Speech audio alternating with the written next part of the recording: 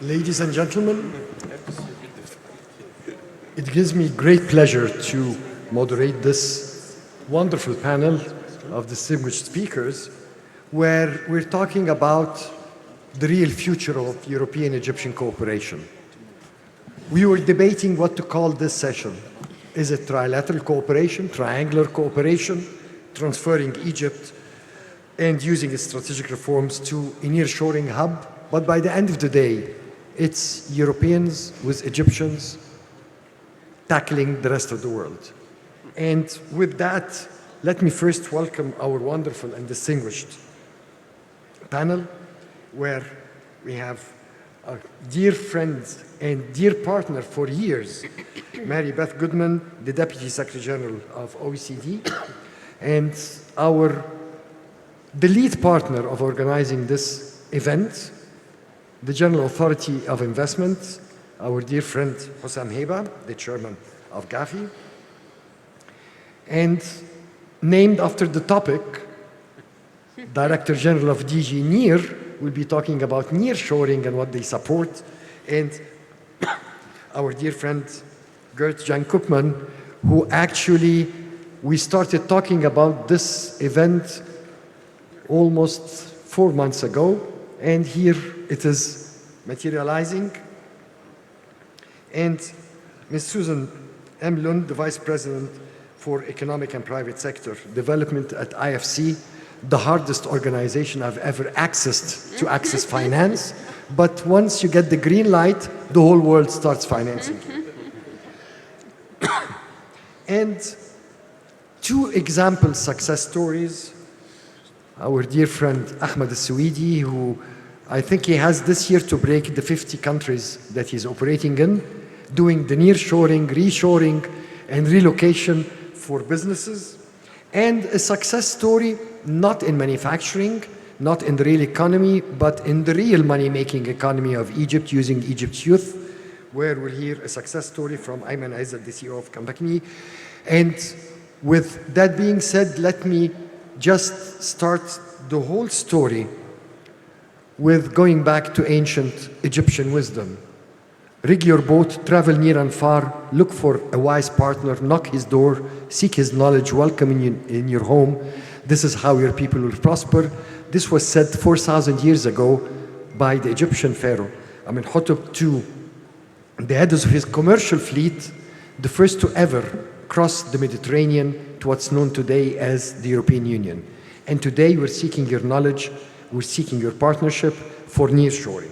With that being said, Hossam, let's start today by showcasing what are the priority sectors for nearshoring, what incentives does Egypt offer for nearshoring, and what is the vision you have for nearshoring?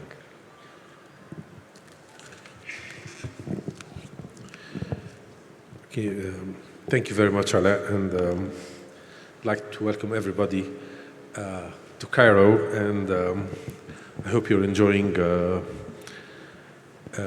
conference so far.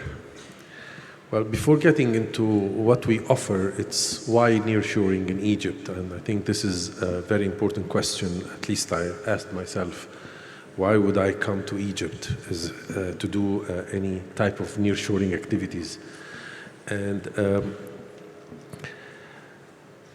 I guess first come is the strategic location. The only country that accesses 3 continents is Egypt, actually. It accesses Red Sea, Mediterranean, and eventually you're in Europe. It's the population, which is a gift of Egypt, where we have a large population.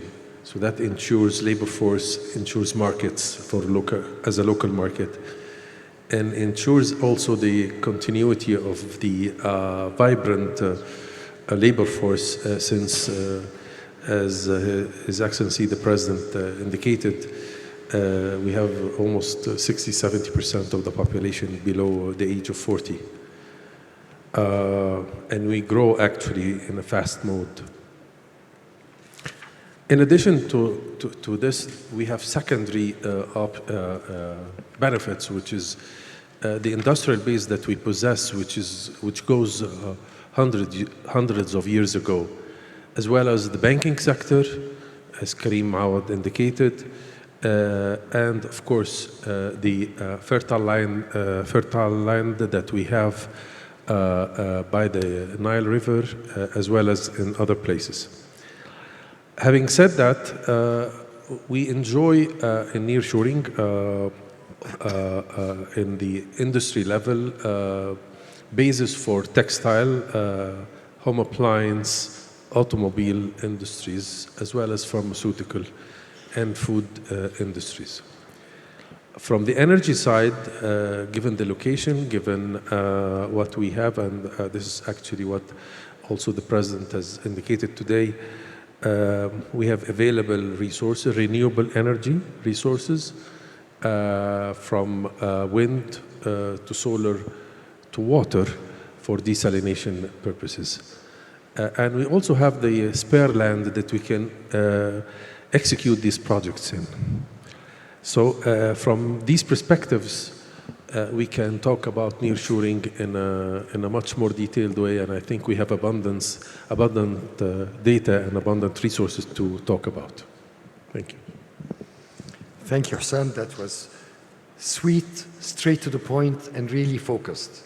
And I think that the strategy, the new strategy of GAFI for promoting Egypt as a hub will synergize with what we're, as private sector, are doing at the moment with our initiative of Relocate, where we're trying to pull companies, European companies that has invested in Southeast Asia, and today because of the new tariffs imposed by the US, because of the cost of freight, the disruption of supply chain, there is a lot of justification to look for a new venue, and naturally, there is no better place than Egypt. I'm Egyptian, so I have to say it, but I believe in it also. Let's get a glimpse of what NEAR is doing in that direction. We're talking nearshoring, so NEAR should have a lot of programs and initiatives going in that direction, and it would be win-win. It will ensure, actually, for the European Union security of the supply chain and the value chain, and in the same time, it will create the highly needed jobs in the South, which is something also of importance for the European Union. And triangular cooperation is another initiative, not to mention the avalanche of projects under the new NextMed program that will be signed tomorrow, hopefully, and the various bilateral programs in support of this type of cooperation. So, Gert, what's your take on that?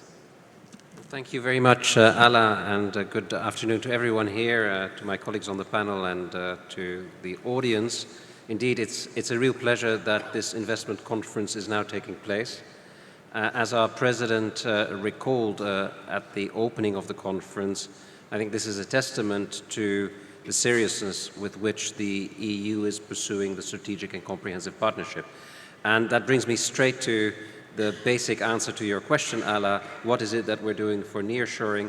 I think the strategic and comprehensive partnership is actually the fundamental answer to this, because it provides a stable framework for taking our relations forward.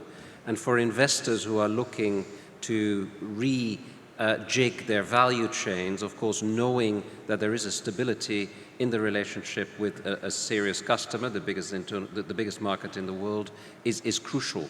So the rolling out of this strategic and comprehensive partnership is the name of the game. We've seen already a very good start.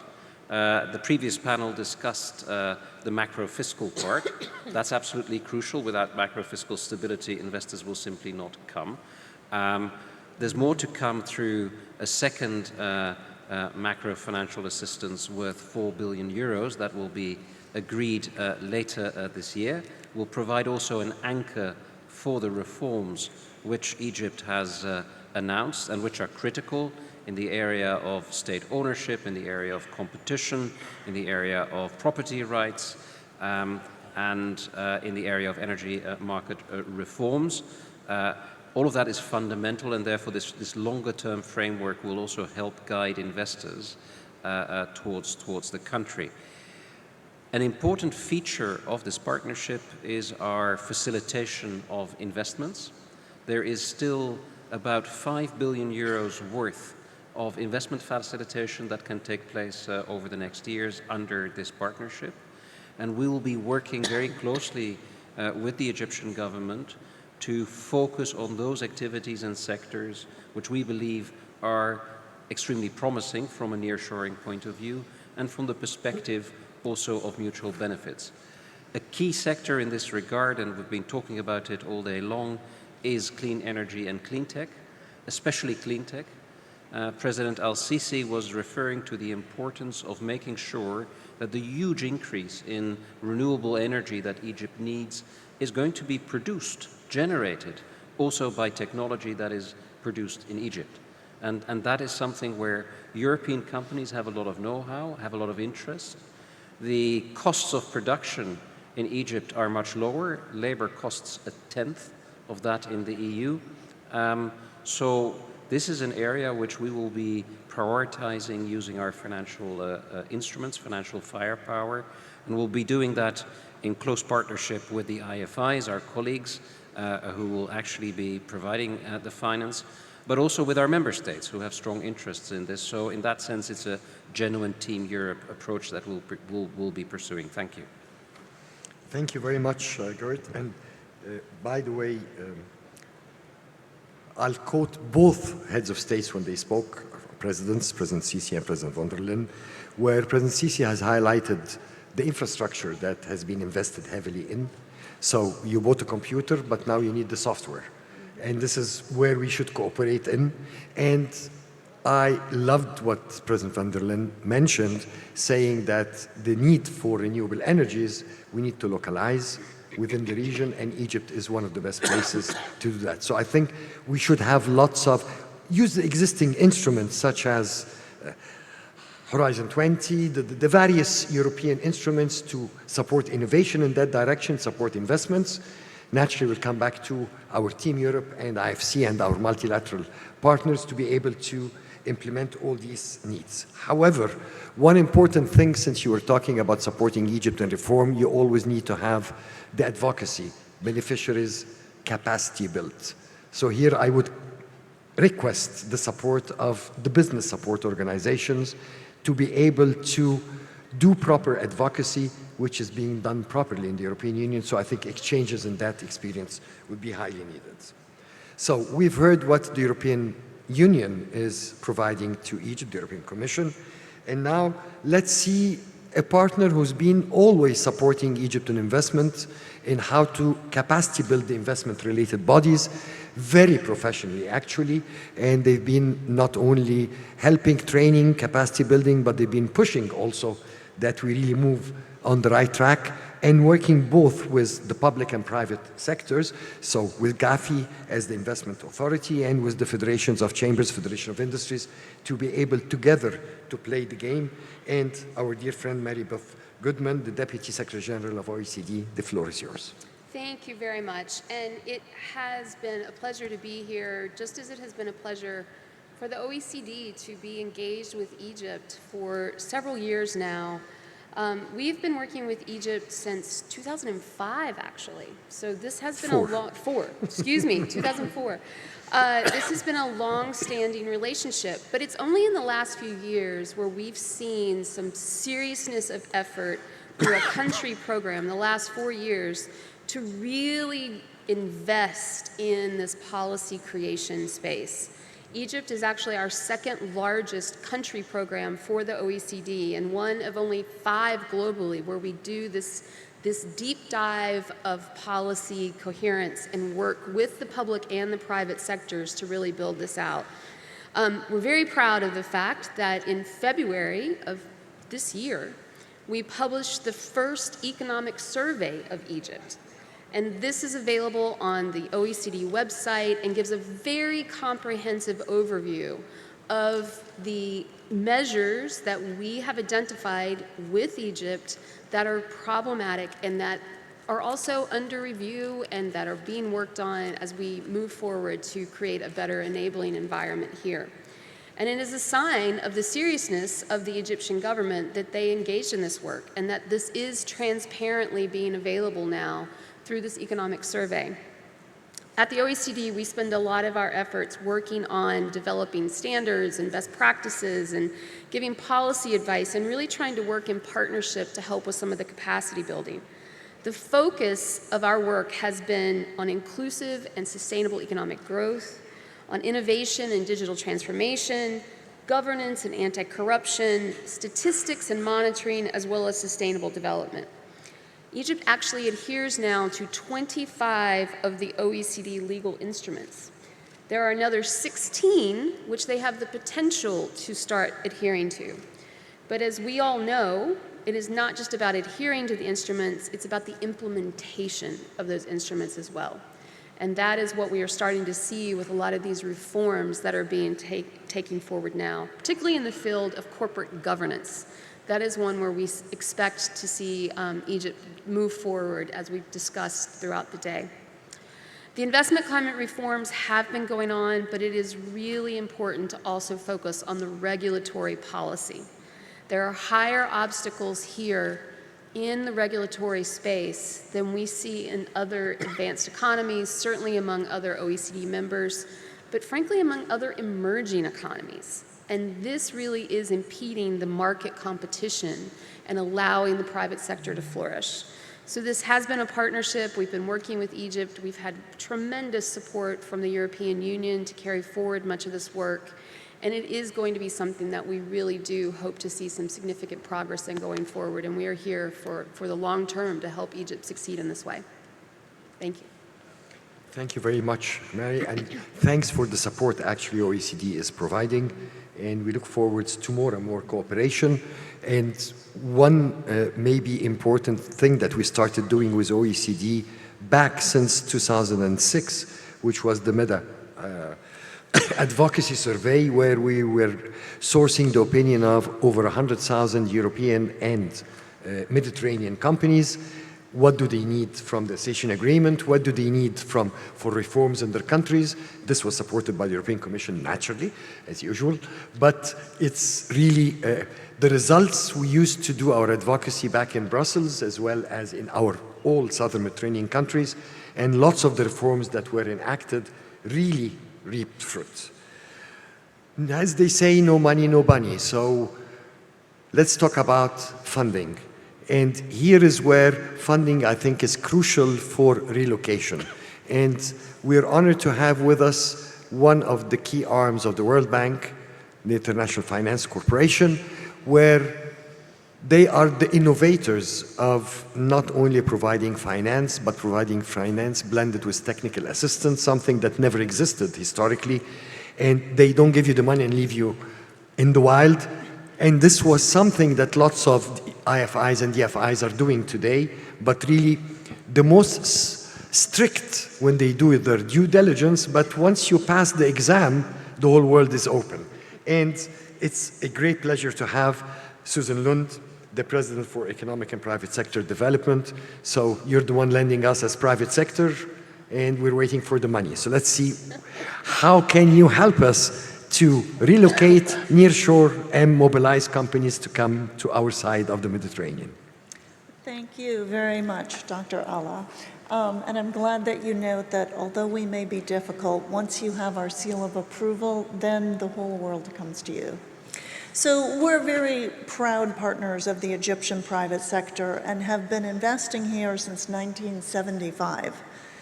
We've been growing our program, so in the last 2 years, we have brought over $1 billion of financing each year.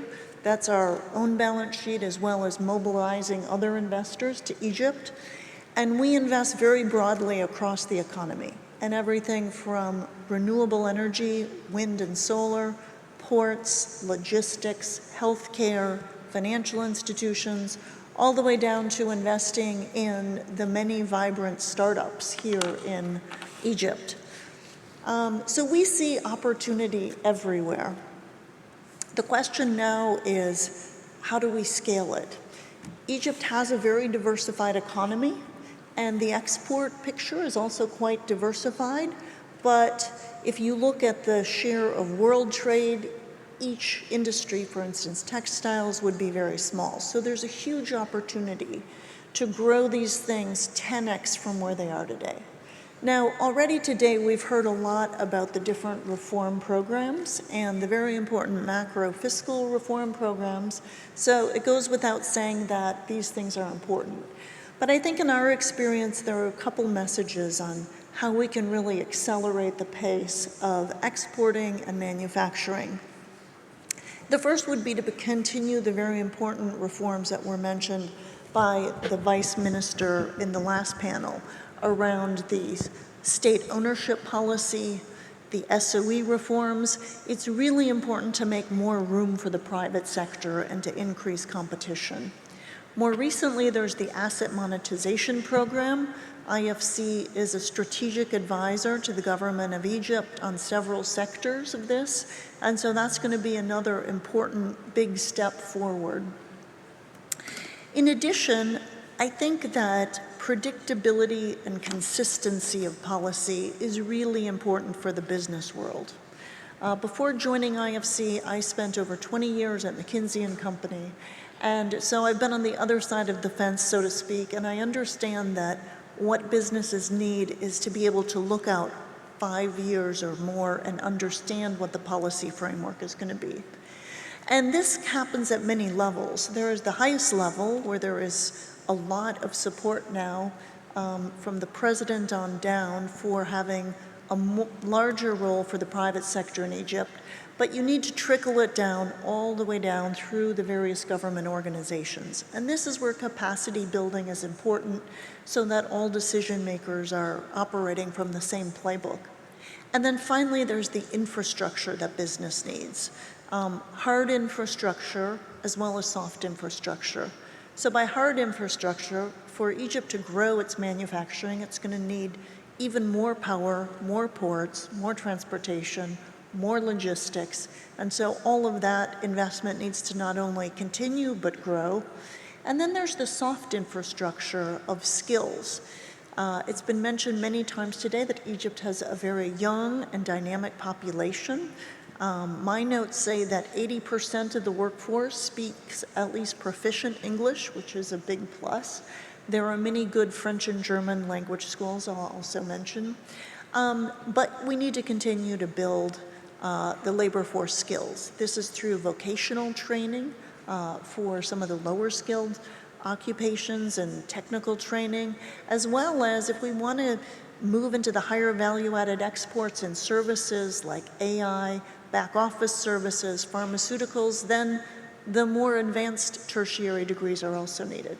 So with these things, I think Egypt has tremendous potential. And I'd like to think that this is really a turning point in the country's extremely long history, where going forward, we're going to see much a more vibrant and export-oriented private sector. Thank you very much, Susan. And two quick comments, actually, if you would permit me. First, regarding youth, I think we will witness, thanks to the European Commission, thanks to DG NEAR, and thanks actually specifically to Mr. Koopman, we'll be having a major project for youth training and This is not to mention that we had TVET 1 and TVET 2, a blended of 150 million euros historically. So the trend is going on in that direction. What we would like to see from the IFC in the future is more support to real economy investments and relocations. This is one thing I think that's key to the Egyptian economy. And second is to have more and more and more, and I repeat it more than once, technical assistance blended with whatever is being provided. And last but not least, and this I would go to both IFC and the European Commission, we need to have a major certification program. An investor, a European investment coming to Egypt, would like to see a certificate he can recognize, especially in TVET. So this is one important, I think, need that we have. We have the best vocationally educated and trained youth. However, they don't have this piece of paper that says what level they are. So I think this is something we can start using OECD to advocate to get the job done.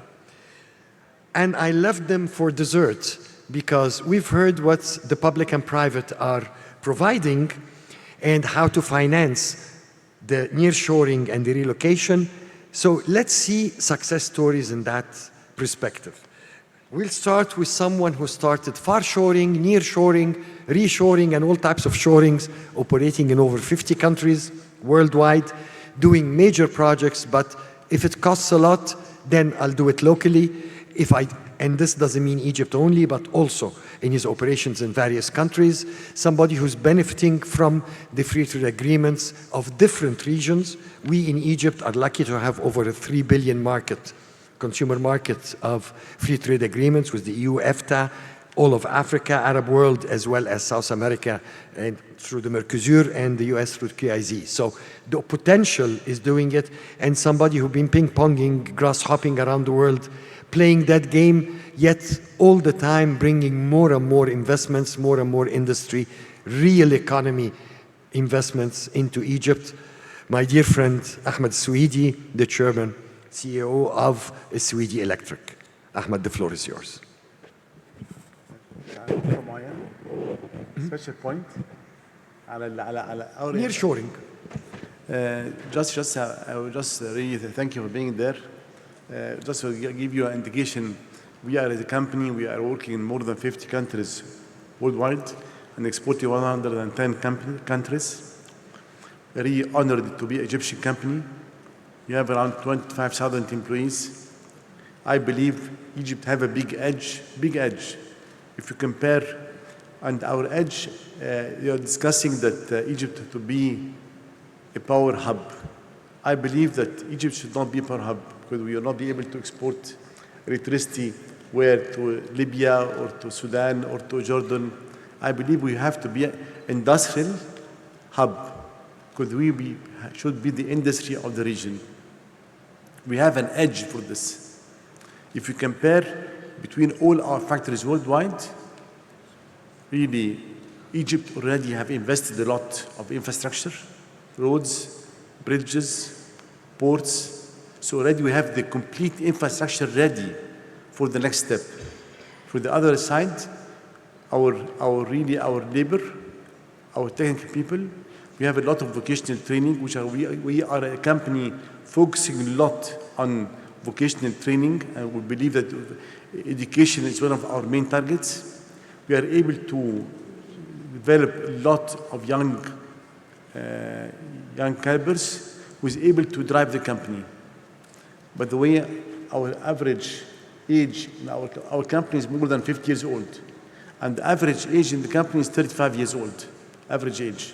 So this tells you how much we are really investing in people. The other side, that the cost of energy, if you compare to Europe, there is no comparison. So at the cost of manufacturing, we are much less comparing with China, with India, with Turkey. So I believe we have really an edge. And this is the edge of Egypt. For this reason, we are the company where this year we are building another new 7 factories, mainly for the export. When I build the factory in Egypt, I say I want to make 70% export and 30% for the local market. And we are able to do it. We export, our biggest market worldwide is Europe. It's the biggest market worldwide is Europe. So I believe the partnership between Europe and Egypt, this is the success, where we can use the edge of Egypt and the edge in Europe and how to compete and how to support Egypt, not by loans, let's say just by really investments and by giving more jobs and more future for everybody. I'm a big believer in what I'm doing. Thank you. Thank you very much, Ahmed. And actually, your success stories in joining forces between European companies and your company, not only for nearshoring and manufacturing in Egypt, especially with the industrial zones that you're starting up, but also attacking other third country markets together. And not only, when you talk about nearshoring, we're not only talking about manufacturing per se, but we're talking also about services such as construction, contracting infrastructure. And here is the real win-win cooperation between both sides of the Mediterranean, where we really can benefit together. And mentioning benefit and mentioning success, I move to Aiman Ezzat, the CEO of Capgemini, where it's a success story worldwide. But maybe I'll hit home with some bullets. Why Egypt, how Egypt, and how Egypt is different. The floor is yours. Thank you for giving the opportunity to be part of this panel and to share a bit our views around the importance of Egypt for us. So need to give a bit of context. We are in business and technology services, so we are talent-based. We have 340,000 people globally, out of which 190,000 are based in global delivery centers across the world. So talent is our lifeline, and especially technology talent, engineering talent, data talent. So we have developed nearshore a number of successfully in Poland, in Morocco, in Romania. And when 4 years ago we were looking to say, okay, what is the next talent hub we need to develop to be able to serve our European clients, our European businesses, we looked across and we basically considered that Egypt was the best place. And Egypt was the best place for several reasons. First, talent access, of course. There's 100,000 STEM students graduating every year in Egypt, and that's, of course, that's what feeds us, is to be able to recruit this talent, and it's very good quality talent.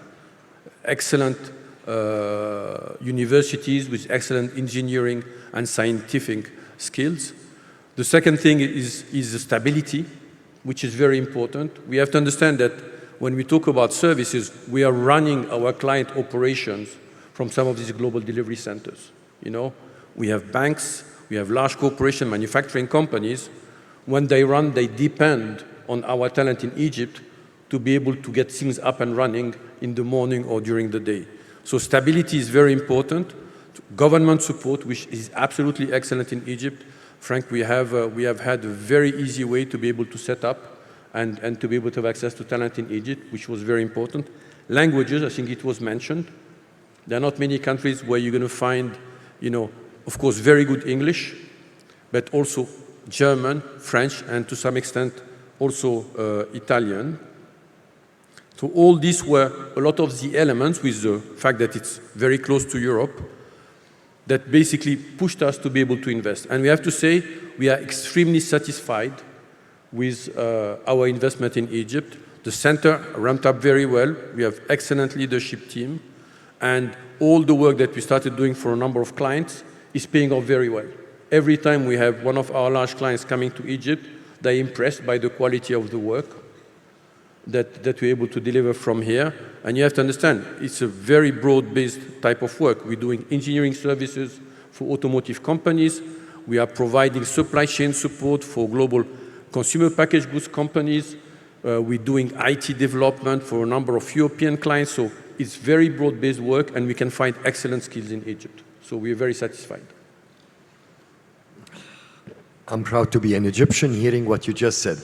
But as Federation of Egyptian Chambers, as Confederation of Egyptian European Chambers, I believe in B2B and B2G. And we have the BCD platform, which I encourage you all to use to matchmake between companies from both sides. However, let's B2B and B2G on site in the panel. Next to you, Ahmed Sewedy just launched recently a new university, so you can benefit from the army of graduates that he'll be having. And I think the European Commission has a number of projects where their capacity building, especially in the digital economy sector, Egyptian youth. So I think this is where we can discuss improving and upgrading our cooperation, starting from the panel, expanding to the audience and to the rest of the area. We have been delayed today a little, not a little bit, but a bit. And because of that, they stole 15 minutes from our panel, so we have only 15 remaining minutes to carry on. So let's have recommendations from each one of the panel, going geographically this time, where we would see what advice do you give, what should Egypt do based on the reforms and the strategic reforms that has been done in the past period, in the recent past period, what more reforms are needed, because this is our bread and butter. Half our work is advocacy, actually. It's the fun of the part job, the rest is services. And how can we go forward to switch Egypt to a real nearshoring arm for the European Union for the benefit of both sides? Thank you. So whether you are talking about nearshoring or friendshoring or a specific sector, I think the private sector generally wants to see the same key elements. We've heard this come out in the discussions thus far today. Transparency, consistency, and a level playing field. They want fairness in the oversight of the regulations and the measures. That may sound like a simple recipe, if you will, but it requires very serious political commitment. It requires serious, sustained political commitment, because this is not easy to do. And it requires capacity building to build up the technical competencies of the various government agencies that will need to interact with the private sector and that will need to be the consistent part of the government public sector that is engaging on this. Egypt has all of the potential. It is there. It is a question of whether to take that potential and go to the next level. And we have seen throughout the work that we have done and the deep dive that we have done into the system here that Egypt has a very complex regulatory environment. There is no question about that. The presence of the state in the economy, the excessive regulatory protection of established firms, there's cumbersome administrative procedures. These all create unnecessary restraints on competition, and they hinder private sector development. So I think streamlining the regulatory system and enhancing the transparency is really going to be an ongoing effort where more work is certainly needed. Again, whether it is nearshoring or it is the other economic sectors that are under development. Thank you very much. And I think what you said is music to my ears personally. And the only thing that was not music when you said capacity building or government only, you have actually to capacity build quasis, because these are the watchdogs that are following everything. And absolutely, let's not forget that public-private partnership is actually the way Egypt is moving forward. And I think I've been bumping into my dear friend Hossam Heiba minimum 5 times a week. So if not more, and some days 3-4 times a day. So actually, we're really working hard together, because by the end of the day, the aim is the same. It is having a better Egypt. So Hossam, what's your take on that? Well, I'll take from what you've said, and I totally agree with what you've said. And I think we should dwell on all of these comments. But at the end of the day, we have to look in what has been done actually on the ground. And there is a lot has been done on the ground, answering and illustrating and asserting these comments in terms of the state ownership policy, in terms of the easing that of doing business from the perspective of ease to enter the market. We have developed digital transformation processes from incorporation to reducing tremendously. More than 60% of our admin work has been slashed down. We have shortened a lot of the time consumed in issuing licenses, and we're actually currently we are digitally ready for that. We have issued the golden license, which has been proven successful since we issued since December 22 until today. We have issued 31 licenses from different parts of the world, including local investors, and we have seen projects that has been executed and operative today, and actually exporting in the home appliance sector, and others will follow on in very few days. And we also looked into the legislative framework to streamline these processes. We've also activated a lot of the incentives and the administrative structures and schemes for investors, such as the investment parks, the technology parks, and we're also working on streamlining and developing our free zone framework to introduce industries that bring value to the economy and at the same time create jobs, as well as having the free zones as a mode and a tool to increase exports out of Egypt. Lastly, we have also set a lot of incentives that are custom-made for different sectors, and this is something new to the Egyptian investment arena, where we have adopted the different incentive schemes that are already illustrated in the law to be custom-made for specific sectors. So we've issued custom-made incentive packages for more than 8 sectors so far, including hydrogen, including automobile industry, including industry at large, healthcare very soon, tourism, for SMEs, and so on. So there is a lot happening in this respect.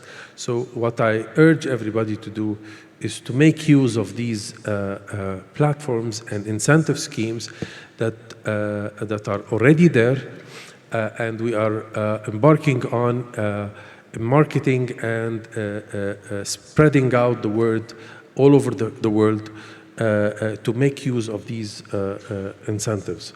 So all of these activities that has been done in the past 18 months, actually more than 18 months, mainly geared towards establishing Egypt as a hub, as Ahmed was saying. Thank you.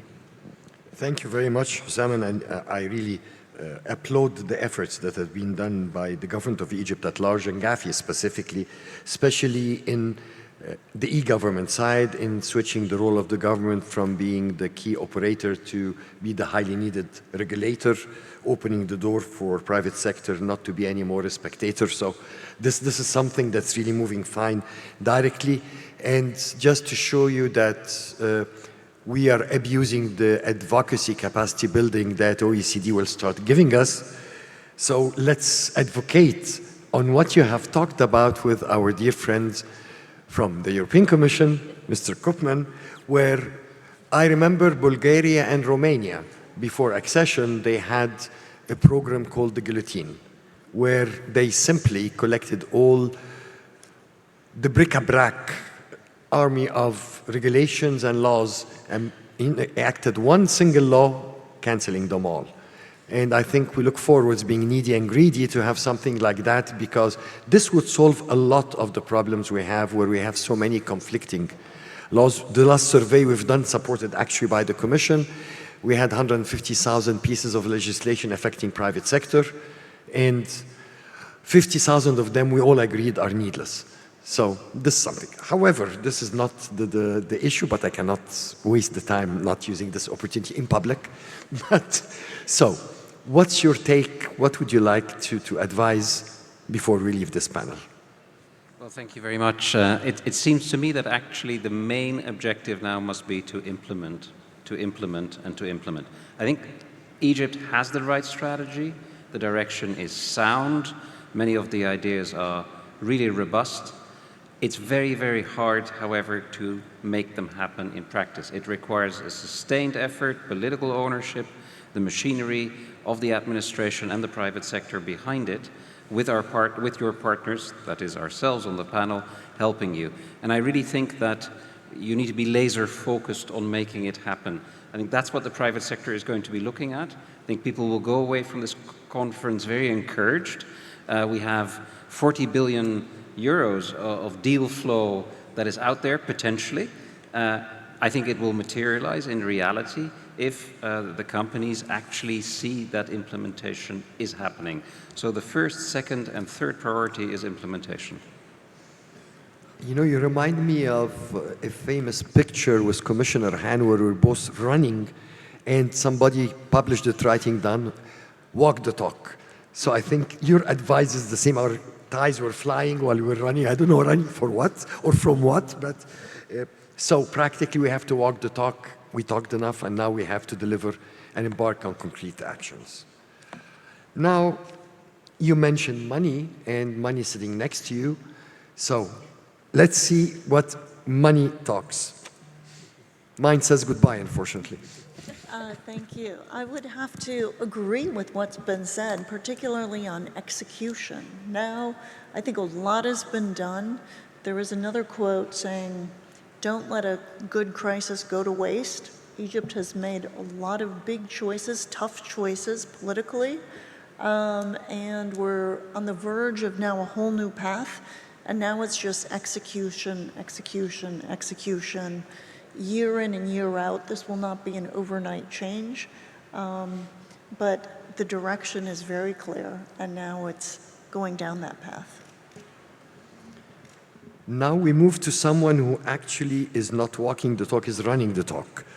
So let's see what my dear friend Ahmed Sewedy and Sewedy Electric is moving, and especially that he's not taking the whole value chain. No, actually he's going beyond the value chain, which starts from education ending up with exporting the finished product. So let's see what Ahmed's advice is. Advice for Egypt? To Egypt. Yes. Really, I believe that the most important for us is to know really what's our vision for the next 10 years, especially for the industry, for the agriculture, these things, and to put a plan for this vision. And of course, to make a very strong partnership with Europe, to be really the factory for Europe, and to act like this. That's it. Thank you. Thank you. Now, Aiman, Ezzat, your closing remarks. So, listen, for You're me, what's doubling your important projects is to here in see Egypt? that we are moving towards a digital and sustainable economy. So, continuous investment in digital infrastructure, in education, I think is absolutely critical. But I would add to that, you need to support your startup ecosystem. You have some very good people. You have some very good entrepreneurs. And if they get more support, they can be really a lifeline to creating new companies in digital and really make the Egyptian economy extremely competitive.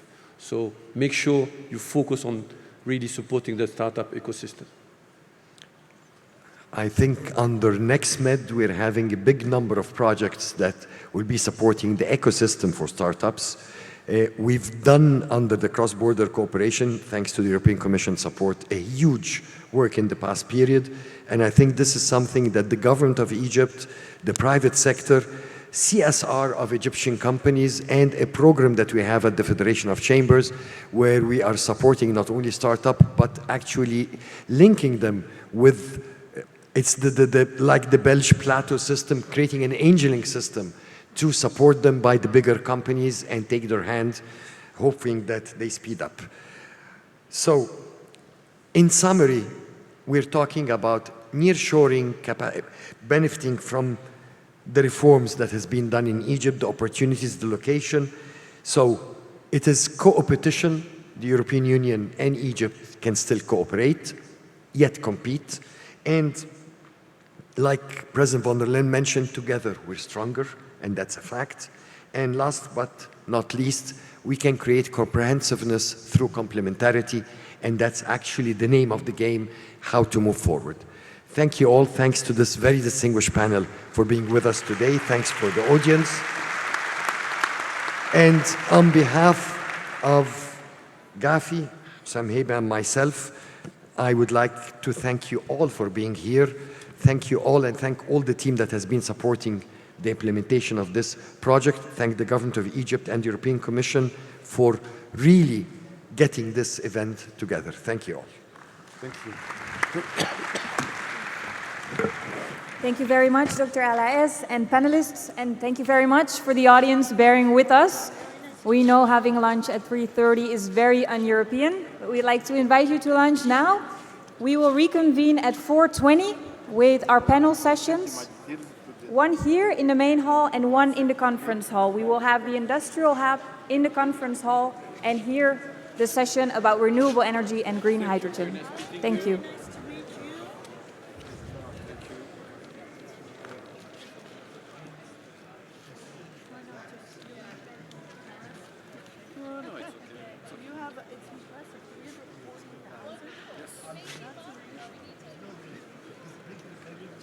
Business. You want to grow, you have to add.